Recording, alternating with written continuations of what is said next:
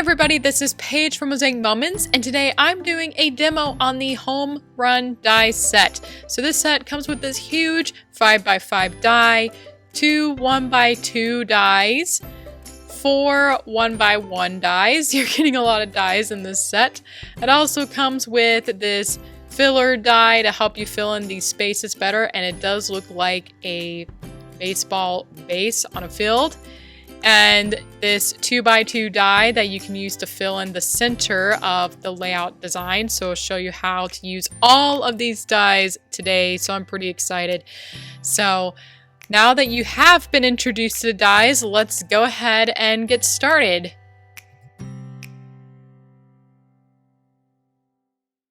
To use these dies, you will of course need a die machine. This is the Sizzix Big Shot, and this is a very big die, so if you have a bigger die machine, that would probably be nicer. It just fits in this particular machine. And I have this white cardstock here, and I do recommend making sure your cardstock is definitely bigger than your die. You want to make sure it cuts through the paper correctly and you don't accidentally miss a part, or it won't, a little sliver will be off or something. So make sure your paper pretty much fits the same width as the die machine plate, like I have it here. And then I have my die at a slight angle. You can only angle it so much. So for most part, you'll probably put it straight through, but we do recommend putting the dies in at an angle for a much smoother cut. So I'll be using those inside pieces in a moment actually, but you definitely want to make sure you get this frame piece out. And this is the case with all adventure level dies, by the way. They always have this frame. A lot of people are confused and don't realize they actually need to use this part. So you definitely need this piece. So what I was going to mention before was that the home run die is sort of like the corner cutout and the crisscross had a baby. That's how I would describe this design. It's kind of the crisscross meets corner cutout. So it's a pretty cool one. And as you can see, I used my tweezers to get that out, and I recommend being really careful, especially since I used white paper here. It's fairly thin. Maybe for your first one, use a thicker cardstock. So there's the inside pieces here, and instead of just throwing them out, I'm using them to cut with the 1x2 dies here. So that's really handy. It doesn't have to go to waste. So don't throw those inside pieces away, at least, unless you're going to save it for another project potentially, but it's nice that I don't have to throw them away. I can use them for these smaller dies. So I just cut the 1x2 dies here, and I'm going to cut that second time. And it's nice that there's two of them, so you can get them both in one cut. And now I'm cutting using two more of these pieces, and I'm going to be using the 1x1 dies. And what's really nice, again, there's 4 of these 1x1 inch dies, and for this particular design I'm creating, I only need to cut these one time. So I only need 4 of these for today's design. So that was pretty simple, and again, I got to use the inside part of the home run die. So hey, if you're not in love with this die already, I think you should be. I think it's a great die set. I'm pretty happy about it. Anyway, if any pieces are stuck, again, you can use your tweezers. The 1x2 dies, for some reason, they just fell out.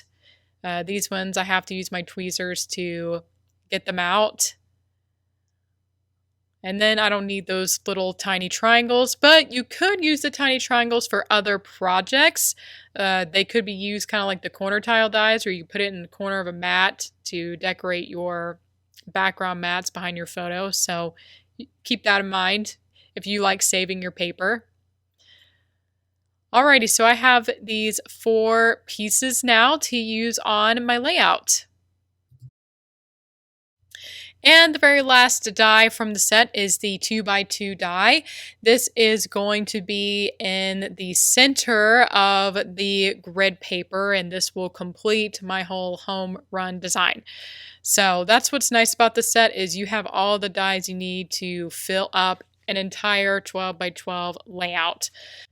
So I just popped out all those little inside pieces, and this is the frame piece you need to keep. Really quickly, I just want to show how I'm going to cut my background pieces. So I have the 1x2 die from set C, and obviously it's the same size as the 1x2 home run die. And now I have the 2x2 die from set A as well to fit behind the 2x2.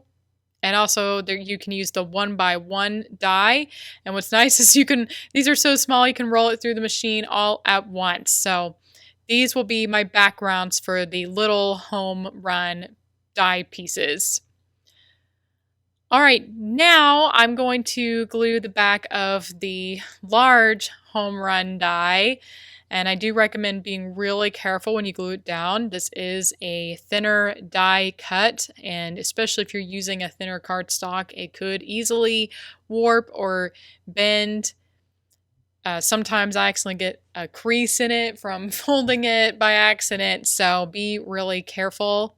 Make sure your glue dispenser is not getting stuck a lot and things like that.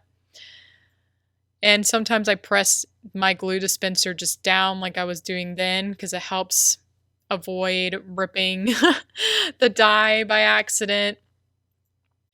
This die is a little bit tricky to get on the grid as well. Just keep in mind you have that corner. You kind of have to make sure, you still have to make sure you cover the left lines and the top as normal.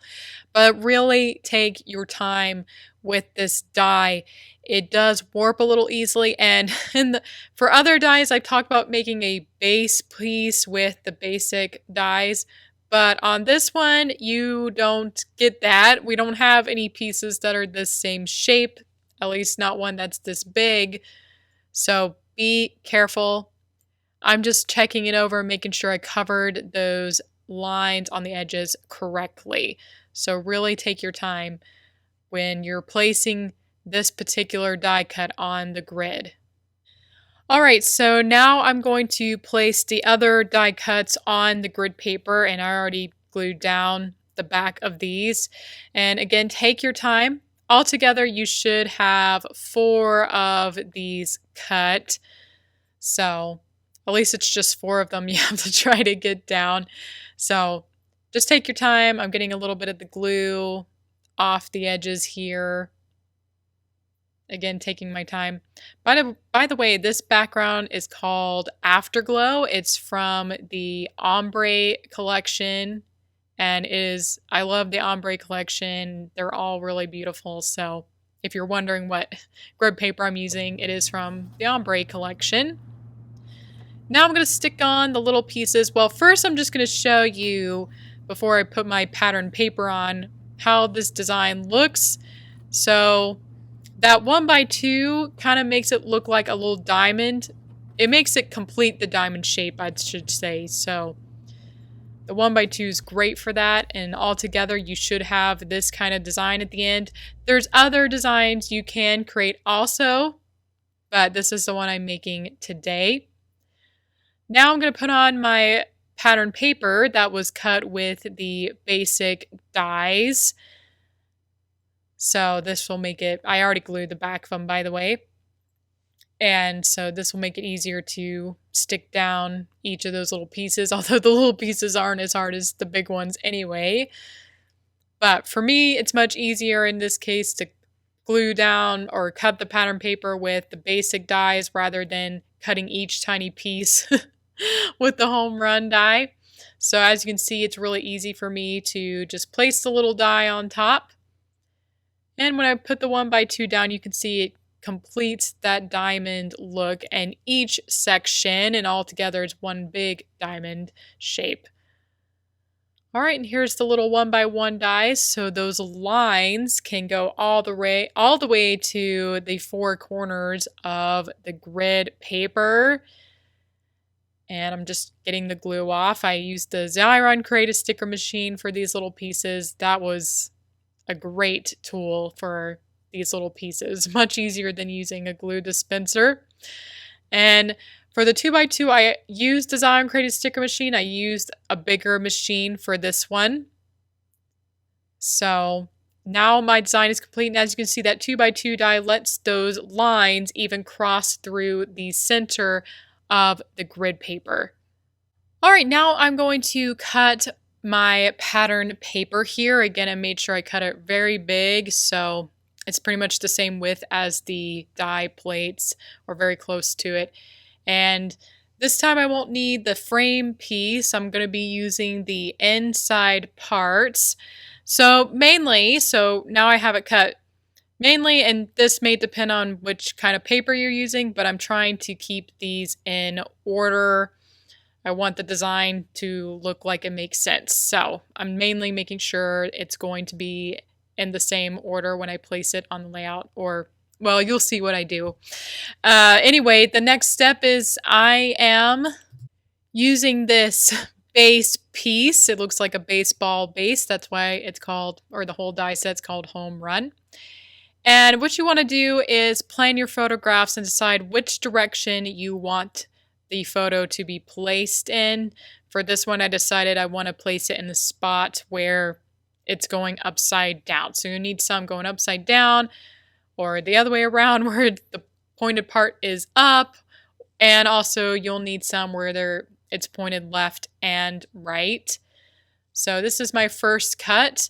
So for my design, I need 2 facing down, and then 2 facing up, 2 facing right, and 2 facing left.